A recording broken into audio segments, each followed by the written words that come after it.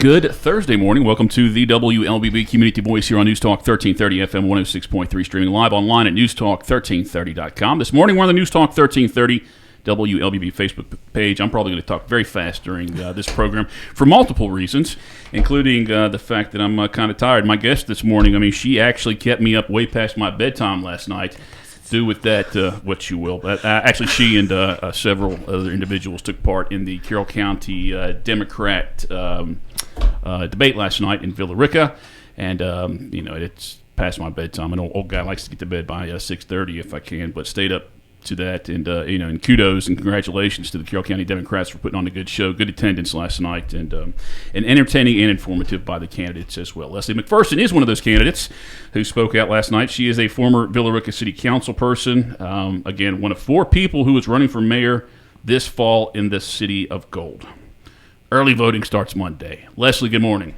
Good morning. That was really fast, and I'm glad you explained about the stay up late at night, because I just thought, let that dangle. I was going to mention also that your husband's out of town. I did not have you out at karaoke somewhere or something like that. Well, introduce yourself. Give us a nice little brief bio, life of Leslie, if you can. Oh, gosh, a brief one. Well, I grew up in Delray Beach, Florida. I was born there, so I was a native Floridian, raised my children there, and I joke about being a refugee to Georgia because, to be honest, I was looking for a little Southern hospitality. It got crowded, it got expensive, so I know a little bit about explosive growth and what can happen when you put a lot of people into a small area. And but eventually got the last one graduated. My husband worked in the school system up here for a little while, and I came in, substitute taught. I have been a teacher's aide. I have done substitute teaching, but a lot of what I did was raising my children and volunteer work. And I'm self-educated in a lot of ways after high school and my years of college, just because I realized a lot of things that I didn't get in school, whether it was philosophy of governing and just staying up on current events and watching the way government works and re-educating myself, basically. Is it 2.5 terms as councilwoman, or is it 1.5? 2.5. 2.5. 10 years as councilwoman for city. Well, I'm at 9 at this point. Okay. 9.5. Well, and it's a position, it's a role. You get to vote, and you get to focus on a smaller portion. Although you have a heart for the whole city at that time, you get to focus on a smaller portion of the city. Why the change? Why to oversee, so to speak, the entire city now and leave that ward?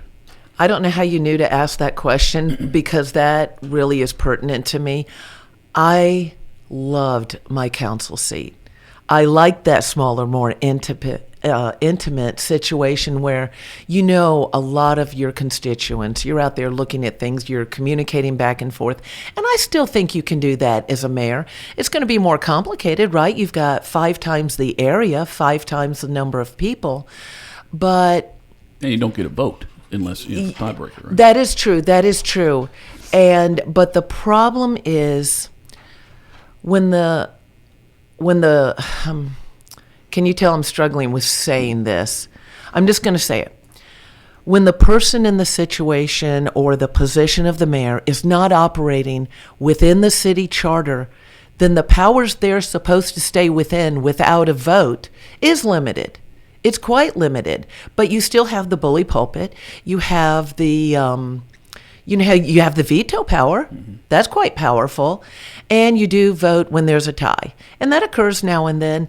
But I gave up my council seat that I loved because I did not think we could take 4 more years of the direction we're going and what I've seen going on the last several years. Well, as mayor, then, what would you be doing different? What would be the difference with you as the mayor compared to the last 4 years? Okay.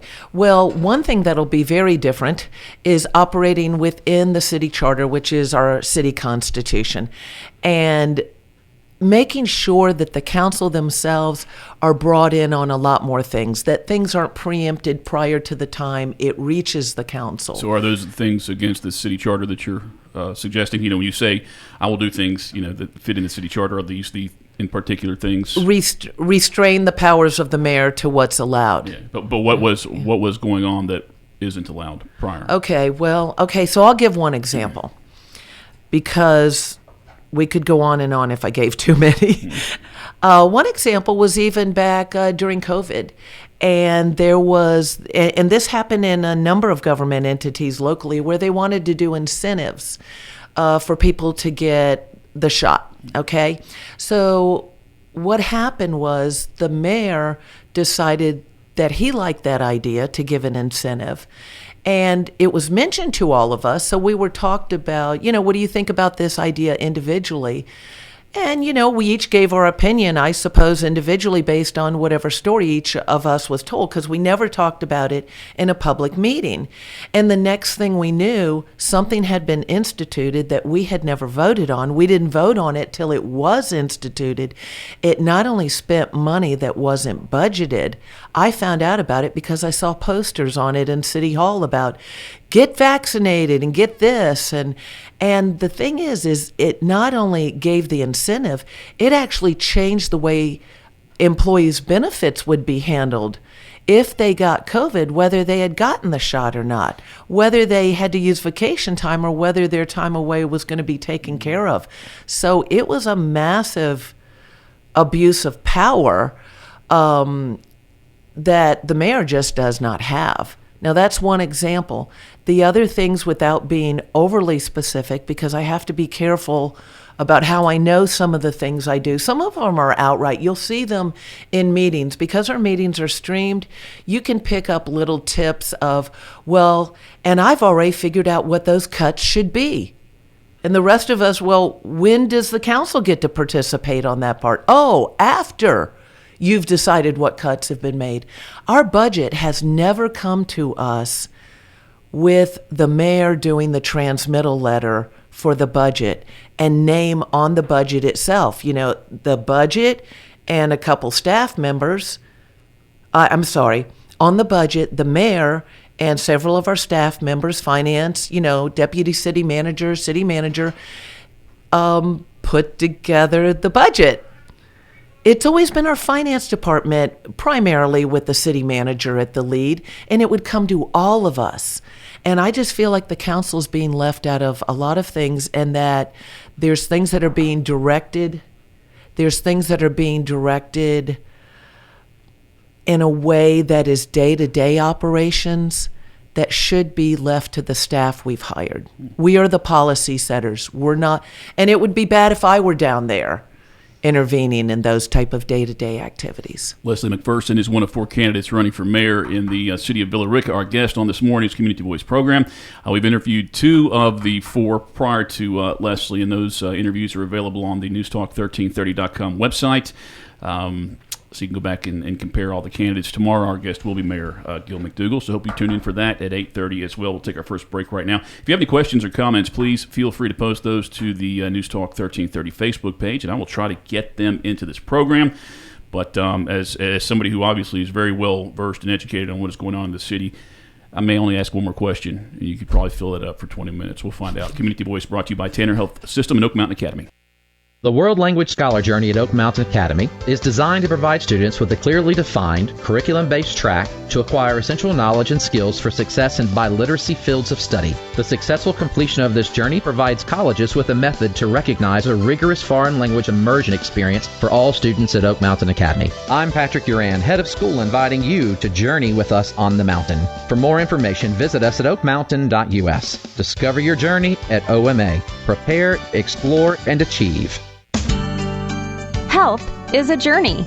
It's making better choices, even when it's not easy. It's taking care of yourself and the people you love. At Tanner Health System, we're there for you with every step, with primary care, heart care, cancer care, women's care, orthopedics, surgical services, and so much more. We're dedicated to helping you live and feel your best. So let's get on that journey to health. You've got places to be for many years to come. Find us at tanner.org.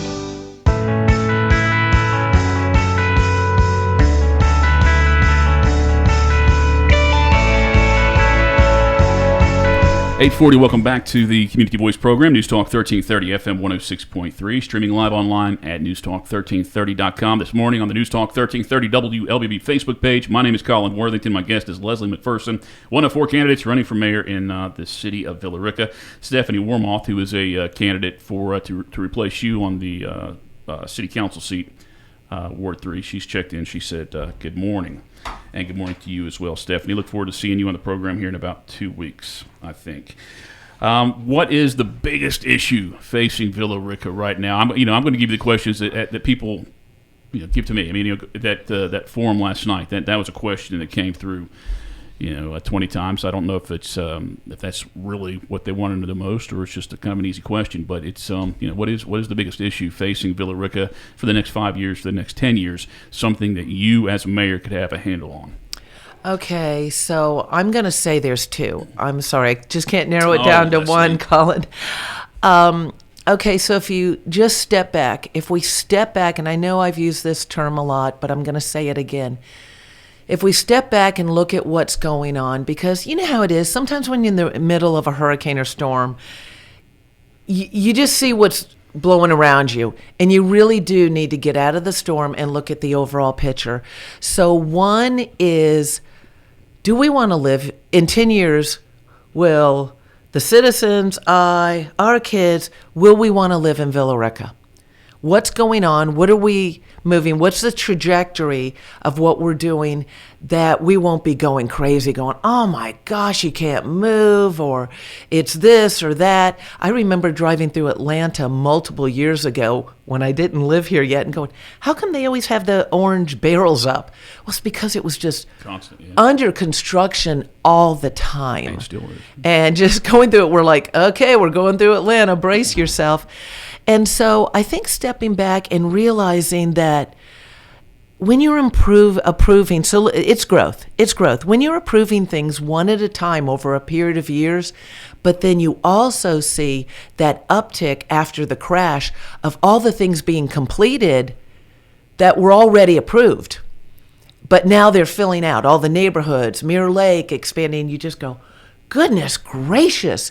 And that's why people are going, where'd all the trees go?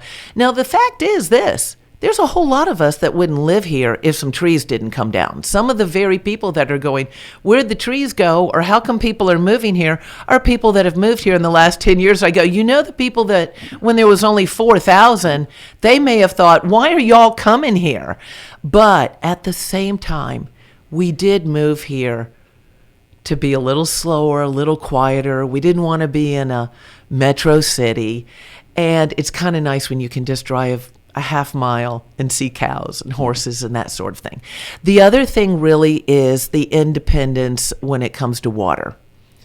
We need to get self-sufficient ourselves where we can handle the water. So you think that's the way to go? I mean, the choice has been thrown out there to keep milking it from somebody else or to become independent. That might cost a little bit more money.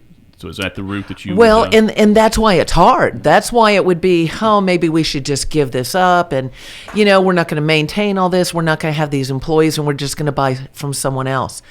And that may look pleasant in the short term, but think about, if you don't start it, you'll never get there. And we didn't start it for years, right? Now part of our problems is what we needed to fix. When you've got things intruding into your stormwater, or you've got it going into when you're treating stormwater, in your wastewater, when you're losing your other water that you're sending out because of the decaying pipes and that sort of thing, you got to fix that. So we have fixed part of the problem just by fixing the infrastructure. I don't see... It's kind of like the reason I told you earlier, and maybe we'll get to that later, about people being in rental situations which may not always be good. It's like, hey, this is great, I don't have to take care of anything, somebody else repairs it and all, until the rent doubles. And that is something that you've been visibly campaigning over the last year, and I do want to try and touch on that. But as somebody 10 years, close to 10 years on city council, are there any votes that have kept you up at night that affected the city negatively that you think that you can look back and say, you know what, maybe I shouldn't have voted that way, whether it was rezoning, any kind of other approval, any kind of ordinances or anything like that? I've never had to handle something like annexation. And forgive me if I detour just a little bit and come back to the other. But because of the way we value our agricultural life, on the Carroll County side. Now, I also have Douglas County people that I represent, or did represent as a council person before I stepped down. there's a big part of me that even watches and says, I don't mind if we clean up our lines, but I do not want to take the county, because we'll lose that agricultural life if the cities keep expanding. Okay, you have more density in the city, but let's be careful about the way we expand outside of that. What was the question again? See, I haven't had as much coffee as you. Can I have that? Yeah, Joel was making fun of it. That's like, that's barely enough just for right now. But being 10 years on city council, I mean, there had to have been some decisions. Votes, okay, got it. Later learned maybe that wasn't the best choice, or anything that keeps you up at night thinking about that maybe has negatively impacted the city. I haven't come up with one specifically, other than when it goes back to some of the multifamily housing. There's some of those I still know I'd be okay with, and especially even though it's what we've done with the public housing with Walton at Legacy, that is such a vast improvement over those 1950 duplexes that were built years ago on the Housing Authority property. So there's things like that. The workhouse apartments behind Fuquay. Let's just say I'm good with Fuquay. I think the road coming through there could be a game changer for our downtown, which needs the revitalization and that connection from one side of town to the other. Most of us that live over there have no way to safely walk, bike, or golf cart, or whatever way you want to get down there pushing a stroller, to go down for events and just make it easily accessible. It also helps those neighborhoods that are landlocked. I shouldn't say they're landlocked, but they're locked in, that they safely can't walk out to any business, work, bike to it. Or it takes them 10 minutes to go just, a quarter mile, as far as the crow flies. I'm going to ask you one more question before we do go to our break. In recent memory, earlier this year, Villa Rica had addressed homelessness in the city by adopting what was called the urban camping and a shopping cart ordinance. The city attorney at that time said it was intended to make clear that we don't allow people to camp out in public areas in the city, that if you're going to camp out in the city, you at least need permission from the property owner to do that. Do you think, I don't think it's been in effect the whole year, maybe 6-7 months, but has that proven successful for that intent? And does the city have more of a responsibility, and as far as removing those homeless? I mean, does it fall on the city to find something else to help the homeless problem itself? I think the city did that. I mean, the police department really reached out to some various churches to network and form an alliance to assist with it, because to be honest, nonprofits usually do a whole lot better than government does on helping people in that situation. Think of Impact West Georgia. On your own program, I listen to what these other organizations do. And when I get calls about, what can we do about this? I'm like, these are the groups you need to get in touch with. What's the other one? It's several. I mean, Helping Hands, Hope Center. Yeah, of West Georgia, the whole that's putting together all the information. Community Foundation of West Georgia. Yes, community. I'm so sorry. That's usually I can pull it right out. I'm telling you, even with coffee. Community Foundation of West Georgia, who will also, I think, almost act as a clearinghouse when people need help, so that they're not making 20 calls trying to get what they need. And I think it's their goal to also have contact with all these nonprofits. My philosophy, and I believe it or not, articles, seminars. I listened to several presenters when I was in Austin, Texas some years ago, along with a documentary having to do with what other cities have done right and what they've done wrong, and giving examples and showing what's worked and what hasn't. So that's been my way of getting educated about it, because I haven't exactly been the boots on the ground. So let's talk to the people who have. I believe in what I would call compassionate enforcement. That means, no, you're not camping on our streets. It's not safe for the community. It's not safe for the people that are camping on the streets. Often you have drug or alcohol addiction. Homeless people harm themselves. There's other people when they're in city environments where homeless people are taken advantage of and harmed. I've seen it in Atlanta. I haven't heard about it as much here. I saw it in Florida. They're very vulnerable to other bad people. that are out on the streets. And so I'm saying no, but we do have a responsibility to not just kick you out. Let's try to connect people to services. Now, that's easier said than done because these people are broken at a level that you don't just walk up and go, do you want to get better? We can help you. Try doing that with somebody who's drug addicted. Hey, you want to go to rehab today? It doesn't happen that way. Time right now is 8:50. My guest this morning, Leslie McPherson, one of 4 candidates running for mayor in the city of Villa Rica. We'll come back with about 8 minutes and some hard-hitting questions after this. Community Voice brought to you by Tanner Health System, Oak Mountain Academy. Oak Mountain Academy is an innovative school of academic excellence celebrating a 61-year legacy. I'm Patrick Uran, head of school, inviting you to join us for our annual Fall Festival. On Friday, October 27th at 3:30 p.m., join us at the OMA Gym for food, fun, and fellowship. Costume, games, raffles, and competitions are just a few of our Fall Festival exciting activities. For more information, visit us at oakmountain.us. Discover your journey at OMA. Prepare, explore, and achieve. Health is a journey. It's making better choices, even when it's not easy. It's taking care of yourself and the people you love.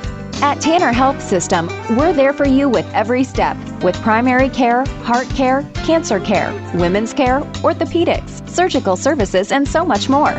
We're dedicated to helping you live and feel your best. So let's get on that journey to health. You've got places to be for many years to come. Find us at tanner.org.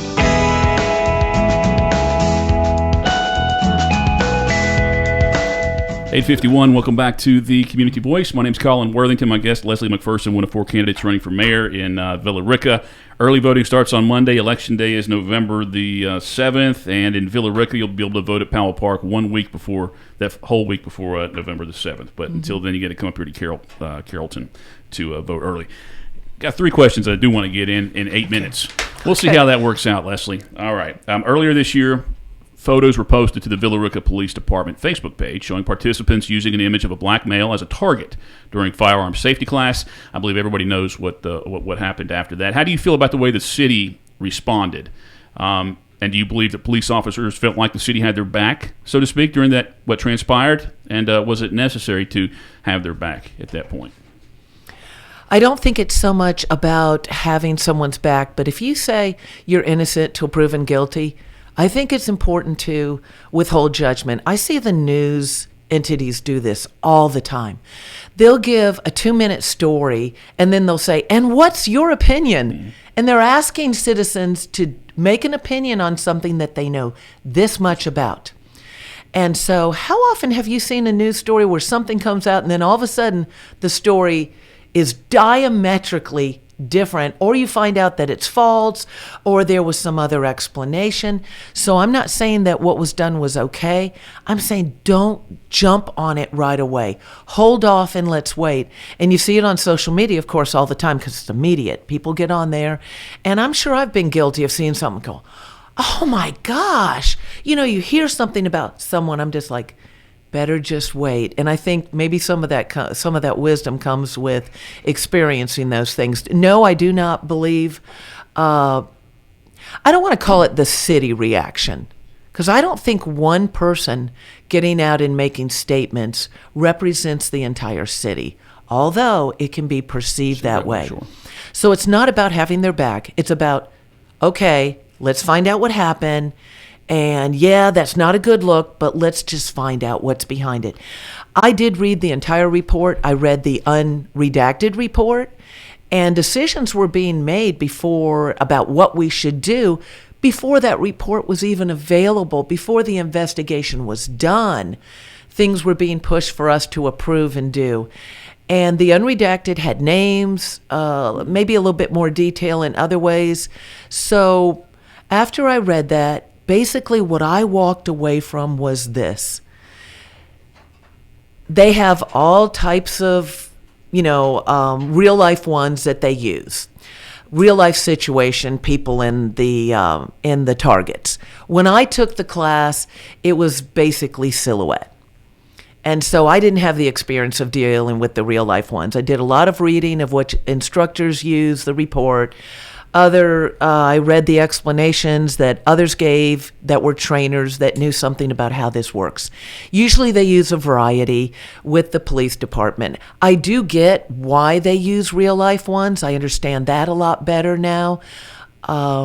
They have to know when they're shooting that it's a human being, that they have to see what they're wearing, what they're holding, how they're holding the firearm. Could they be hiding something somewhere else? So I get that. And they have to be able to not hesitate when they're looking at something that looks like a real human being. So I get that. I don't believe in the classes with people like us that's necessary. They did have someone who isn't the one who usually goes in and gets those targets, and that they did pull a target out that was out of the box or off the top, because my understanding is they order them of 100 packs. So I didn't quite get if they come in stacks of the different ones and you have to thumb through and pull out a variety, or if they just pull off the top. Now, do I think that when you step back and looked at all of them and go, that doesn't really look good? It's hard for me to get in somebody else's head. To me, it didn't. Just as a regular citizen, after the fact, I'm looking going, oh, that doesn't look good. The optics are really bad. But it's hard for me, like I said, to get in their head, and they're putting them up. Everybody's getting ready. So you know what? Probably a judgment call needed to be done on that. But here's the thing. Not only did we rush to judgment before reading the report about how it all played out and who was there in the class and what they thought, but we made decisions that are going to cost taxpayers a lot of money, because the police department does already have training in this area. Do I believe our police department is systemically racist? No, I don't. And I saw comments like that. Well, this just goes to show that, the whole department has this issue and people just won't admit it. There is the regular training already occurring. The report did recommend that we did some sort of enhanced training. Okay, so we do some enhanced training. But what they did, and you know what?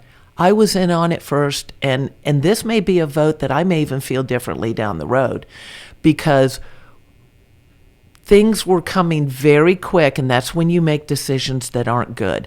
They come very quick instead of stepping back, so we didn't even have the report in hand far enough advanced to be thoroughly educated on it. And we're basically going to spend at least 10, maybe 20 or more $1,000 on enhanced training, and something that we probably could have done for a couple $1,000. You have 1 minute left, Leslie, so that's the burden of having a guest who does know a lot about what is going on at the city and the topics, and a lot to say. So just, with 1 minute to go, are you still doing door-to-door campaigns? How can people get in touch with you on Facebook, call you if they have questions that weren't addressed today?